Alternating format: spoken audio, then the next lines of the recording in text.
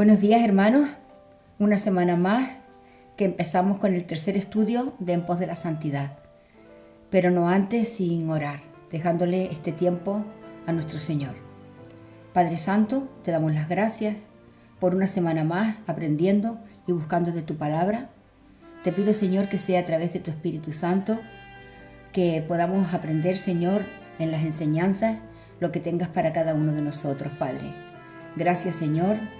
Te pido que tomes el control absoluto de todo. En el nombre de tu Hijo amado Jesucristo. Amén. Ahora llegó el tiempo de las preguntas de la segunda lección. Primera, ¿qué podemos hacer para ver claramente nuestra pecaminosidad? Sería no confiar ni creer en Dios. En Jeremías 29:13 nos dice: y me buscaréis y me hallaréis, porque me buscaréis de todo vuestro corazón. Segunda pregunta, ¿por qué es necesario comprender lo que es la justicia de Cristo y el hecho de que su justicia es acreditada a nosotros? El creyente verdadero procurará en su corazón huir en busca de refugio en Cristo. Por ello es importante que comprendamos lo que es la justicia de Cristo y el hecho de que su justicia nos es acreditada a nosotros. Proverbios 21:3. Tercera pregunta, ¿por qué los fariseos odiaban al Señor? Lo odiaban porque Jesús le dijo que eran pecadores y como no se arrepintiesen, el Señor no los iba a perdonar. Marcos 8:11 y 12. Dice: vinieron entonces los fariseos y comenzaron a discutir con él, pidiéndole señal del cielo, para tentarle. Y gimiendo en su espíritu dijo: ¿por qué pide señal esta generación? De cierto os digo que no se dará señal a esta generación. Cuarta pregunta, ¿qué testimonio dan Pedro, Juan y Pablo en sus epístolas acerca de la santidad de Cristo? Anota por lo menos 5 versículos. Primera de Pedro 1:15 y 16. Dice: sino como aquel que os llamó es santo, sed también vosotros santos en toda vuestra manera de vivir, porque escrito está: sed santos porque yo soy santo. Primera de Pedro 1:14 nos dice: como hijos obedientes, no os conforméis a los deseos que antes teníais, estando en vuestra ignorancia. Juan 17:11. Y ya no estoy en el mundo, mas estos están en el mundo, y yo voy a ti. Padre Santo, a los que me has dado, guárdalos en tu nombre, para que sean uno, así como nosotros. Segunda de Corintios 7:1. Así que, amados, puesto que tenemos tales promesas, limpiémonos de toda contaminación de carne y de espíritu, perfeccionando la santidad en el temor de Dios. Filipenses 2:15. Para que seáis irreprensibles y sencillos, hijos de Dios, sin mancha, en medio de una generación maligna y perversa, en medio de la cual resplandecéis como luminares en el mundo. Quinta pregunta, ¿quién es el que nos hace sentir la necesidad de la santidad y de qué manera lo hace? Bueno, sabemos que es el Señor. Por tanto, nosotros también, teniendo en derredor nuestro tan grande nube de testigos, despojémonos de todo peso y del pecado que nos asedia, y corramos con paciencia la carrera que tenemos por delante. Hebreos 12:1. Sexta pregunta, ¿qué ataques usa Satanás para desanimarnos en nuestra búsqueda de la santidad? Lo que hace es que nos quiere hacer creer que no somos creyentes genuinos. El creyente verdadero no piensa las malas cosas que tú has estado pensando hoy. Él lo que quiere es desanimarnos. Séptima pregunta. Explica una razón de por qué debemos considerar la santidad de Cristo. Porque no podemos alcanzar la salvación por una santidad personal. Octava pregunta. ¿Qué implica esta declaración que hizo Jesús? Yo hago siempre lo que agrada al Padre. ¿Implica actos externos, actos internos o ambos? Explica. Bueno, porque Él siempre hizo la voluntad de Dios. Es interno porque tiene comunión con su Padre y lo podemos ver en Lucas 22:42, que dice: Padre, si quieres, aparta de mí este trago. Sin embargo, que no se realice mi designio, sino el tuyo. Y externo porque había enseñado a sus discípulos a orar: llegue tu reino, hágase su voluntad en la tierra como en el cielo. Mateo 6:10. Y novena y última pregunta de esta segunda lección. ¿Quién es nuestro ejemplo a seguir en nuestra búsqueda de la santidad? En Mateo 16:24 podemos ver: Entonces Jesús dijo a sus discípulos: Si alguno quiere venir en pos de mí, niéguese a sí mismo, tome su cruz y sígame. Ahora sí, ya damos comienzo a la tercera lección. Y también podemos saber que la santidad no es una opción. Seguir la paz con todos y la santidad, sin la cual nadie verá al Señor. Hebreos 12:14. ¿Qué es lo que significa exactamente las palabras sin la cual? La santidad, nadie verá al Señor. En último análisis, ¿depende en alguna medida nuestra salvación de que alcancemos algún nivel de santidad personal? Sobre esta cuestión, las Escrituras son claras en dos sentidos. Primero, los mejores creyentes jamás pueden por sí mismos merecer la salvación basados en su santidad personal. Nuestras acciones justas son como trapos de inmundicia, a la luz de la santa ley de Dios. Isaías 64:6. Nuestras mejores obras están manchadas y contaminadas con la imperfección y el pecado. Como lo expresó uno de los santos hace algunos siglos, hasta nuestras lágrimas de arrepentimiento tienen que ser lavadas en la sangre del Cordero.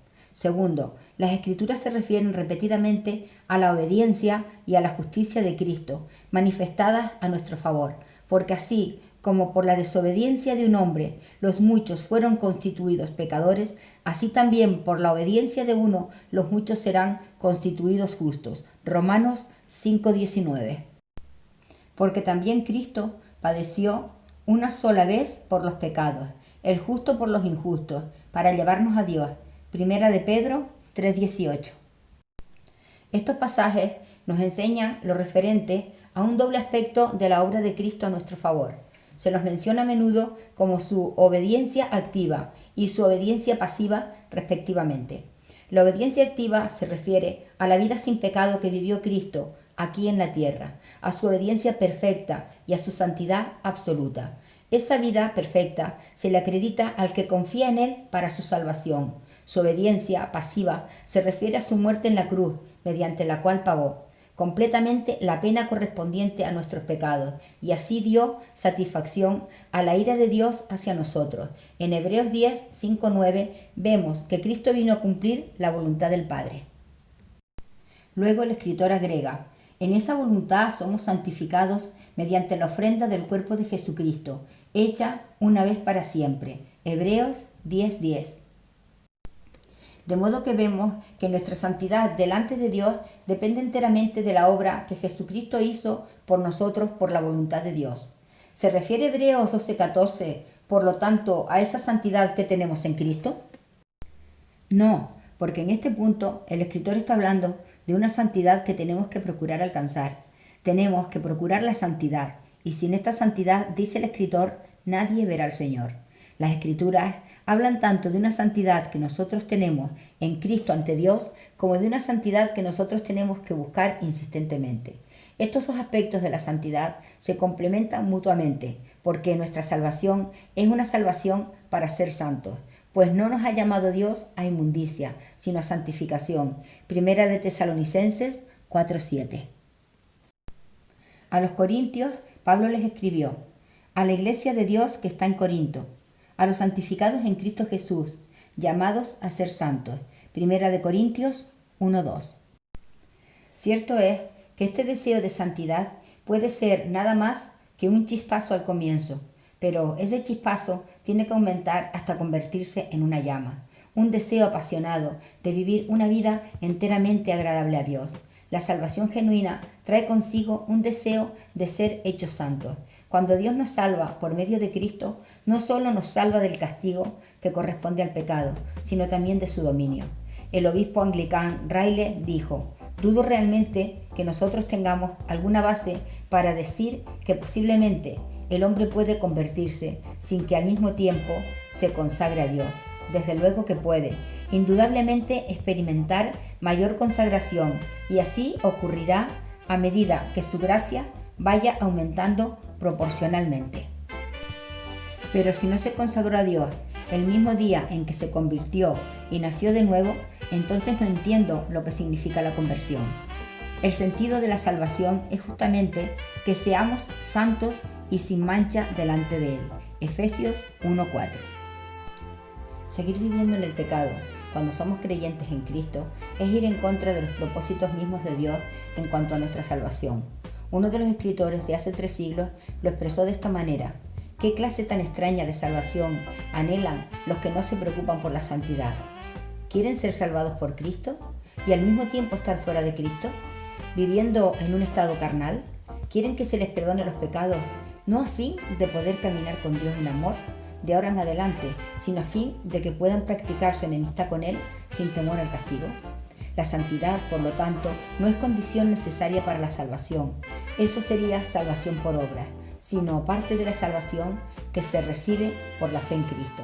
El ángel le dijo a José: llamarás su nombre Jesús, que significa Jehová es salvación, porque Él salvará a su pueblo de sus pecados. Mateo 1:21. Por lo tanto, podemos decir que nadie puede confiar en Cristo para una salvación genuina, a menos que también confíe en Él para su santificación. Esto no quiere decir que el deseo de santidad tiene que ser un deseo consciente en el momento en que la persona acude a Cristo, sino más bien que el Espíritu Santo, que hace nacer en nosotros la fe salvadora, también hace surgir en nosotros el deseo de ser santos. Sencillamente, no puede hacer lo uno sin hacer lo otro al mismo tiempo. Pablo dijo: porque la gracia de Dios se ha manifestado para salvación a todos los hombres, enseñándonos que renunciando a la impiedad y a los deseos mundanos, vivamos en este siglo sobria, justa y piadosamente. Tito 2, 11 y 12. La misma gracia que nos trae la salvación es la que nos enseña a renunciar a la vida de impiedad. No podemos recibir solo la mitad de la gracia de Dios si la hemos experimentado en alguna medida. Hemos de experimentar no solamente el perdón de los pecados, sino también liberación del dominio del pecado. Esto es lo que quiere decir Santiago en ese pasaje difícil de entender sobre la fe y las obras. Santiago 2, 14, 16. Sencillamente nos está diciendo que una fe que no produce obras, una vida santa. En otras palabras, no es una fe viva, sino una fe muerta. Es nada mejor que la que poseen los demonios. El carácter de Dios exige que haya santidad en la vida del creyente. Cuando nos busca para salvarnos, nos busca también para que tengamos comunión con Él y con su Hijo Jesucristo. Primera de Juan 1:3. ¿Cómo entonces podemos tener comunión con Él si seguimos viviendo en tinieblas? La santidad, en consecuencia, es indispensable para la comunión con Dios. Y en Primera de Juan 1:5. Pero Dios es luz, en Él no hay tinieblas en absoluto. David preguntó: Jehová, ¿quién habitará en tu tabernáculo? ¿Quién morará en tu monte santo? Salmo 15:1. Equivale a decir: Señor, ¿quién puede vivir en comunión contigo? La respuesta que se ofrece en los 4 versículos posteriores pueden sintetizarse así: el que vive una vida santa. La oración constituye una parte vital de la comunión con Dios, mas el salmista dijo: si en mi corazón hubiese yo mirado a la iniquidad, el Señor no me habría escuchado. Salmo 66:18. Inclinarse a la iniquidad equivale a desear lo malo, amar el pecado en medida tal de no estar dispuesto a abandonarlo. Sabemos que está allí, pero procuramos justificarlo de algún modo, como el chico que dice: y bueno, él me pegó primero. Cuando nos aferramos a algún pecado, no estamos buscando la santidad y no podemos tener comunión con Dios. Dios no nos exige una vida perfecta, sin pecado, para que podamos tener comunión con Él, pero sí exige que tomemos en serio el asunto de la santidad, que sintamos tristeza en el corazón cuando pecamos, en lugar de tratar de justificarlo, y que sinceramente procuremos alcanzar la santidad como un modo de vida. La santidad es necesaria también para nuestro propio bienestar. Dice la Escritura: el Señor al que ama disciplina y azota a todo el que recibe por hijo. Hebreos 12:6. Esta declaración presupone la necesidad de la disciplina en nosotros, por cuanto Dios no la administra en forma caprichosa. Nos disciplina porque necesitamos ser disciplinados. Persistir en la desobediencia equivale a aumentar la necesidad de la disciplina. Algunos de los creyentes de Corinto persistían en desobedecer, hasta el punto en que Dios tuvo que quitarles la vida. Primera de Corintios 11:30. David describió así la disciplina del Señor. Mientras callé, se envejecieron mis huesos, en mi gemir todo el día, porque de día y de noche se agravó sobre mí tu mano. Se volvió mi verdor en sequedades de verano. Salmo 32, del 3 al 4. Cuando Dios nos habla acerca de algún pecado, es preciso que prestemos atención y adoptemos medidas. Si dejamos de encarar la cuestión, corremos el peligro de que su mano disciplinadora se cierna sobre nosotros. Como dijo Pedro, conducíos en temor todo el tiempo de vuestra peregrinación. Primera de Pedro 1:17. Dios toma en serio la cuestión de la santidad en la vida de su pueblo y nos disciplina con el fin de lograrla. La santidad es necesaria también para el efectivo servicio para Dios. Pablo le escribió a Timoteo: si alguno se limpia de propósitos viles, será instrumento para honra, santificado, útil al Señor y dispuesto para toda buena obra. Segunda de Timoteo 2:21. La santidad y la utilidad están vinculados entre sí. No podemos brindarle a Dios nuestro servicio en un vaso impuro. El Espíritu Santo es la persona de la Trinidad que hace que nuestro servicio sea efectivo y que nos capacita para el servicio. Notemos bien que se le llama Espíritu Santo o Espíritu de Santidad cuando damos rienda suelta a la naturaleza pecaminosa y vivimos en la impiedad, alejados de la santidad, contristamos al Espíritu de Dios. Efesios 4:30. Y nuestro servicio será vano. Nos estamos refiriendo a ocasiones en que nuestra vida se caracteriza por la impiedad y no a aquellas en que cedemos a la tentación, pero inmediatamente pedimos a Dios que nos perdone y nos purifique. La santidad es también necesaria para contar con la seguridad de la salvación, no en el momento de la salvación, sino en el curso de la vida. La fe verdadera siempre será evidente por sus frutos, de modo que si alguno está en Cristo, nueva criatura es. Segunda de Corintios 5:17. La única prueba segura que tenemos de que estamos en Cristo es una vida santa. Juan dijo que todo el que tiene en sí la esperanza de la vida eterna se purifica a sí mismo, así como Cristo es puro. Primera de Juan 3:3. Pablo dijo: todos los que son guiados por el Espíritu de Dios, estos son hijos de Dios. Romanos 8:14.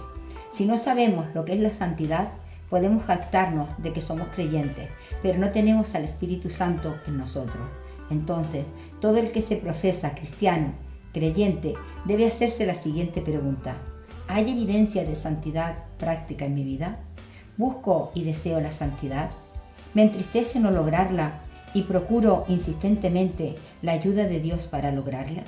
No son los que profesan conocer a Cristo los que entrarán al cielo, sino aquellos cuya vida es santa.